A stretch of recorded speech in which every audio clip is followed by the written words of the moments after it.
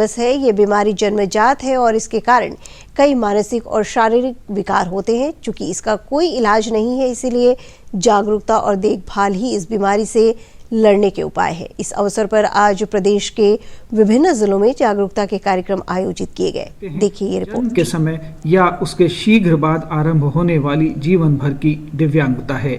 Autism व्यक्ति के सीखने के ढंग और व्यवहार पर प्रभाव डालता है।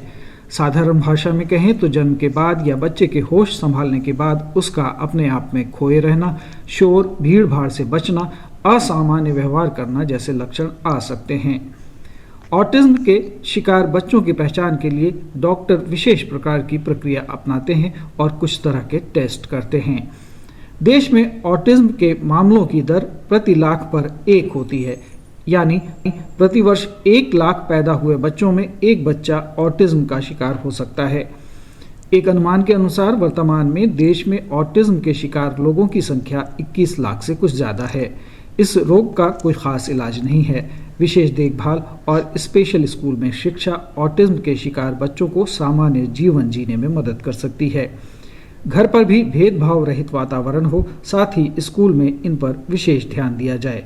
चूंकि कोई इलाज नहीं है, इसलिए इसके प्रति जागरूकता जरूरी है। इसी को लेकर प्रत्येक वर्ष 2 अप्रैल को विश्व ऑटिज्म दिवस मनाया जाता है। विश्व ऑटिज्म दिवस के अवसर पर आज पटना में दिव्यांगजन सशक्तिकरण निदेशालय और सक्षम द्वारा ऑटिज्म पर जागरूकता के लिए राजभवन से एक प्रभात फेरी निकाली गई, जिसमें समाज के सभी वर्गों के लोग शामिल हुए। समाज कल्याण मंत्री मदन सहनी ने इस विषय पर लोगों में जागरूकता पैदा करने की आवश्यकता दिया। इसके माध्यम से आज हम लोगों के बीच में जन जागरूकता का संदेश देने का काम करेंगे कि जो इस बीमारी से ग्रसित लोग हैं, चाहे उसमें बच्चे हो या बड़े हो, उनके प्रति लोगों का जो भावना है वह जागृत हो। राज्य के अन्य स्थानों पर भी आज जागरूकता रैलियां निकाली गईं। और इसमें बुनियाद केंद्र के सहयोग से हमारे समाज कल्याण और विभाग भी हैं।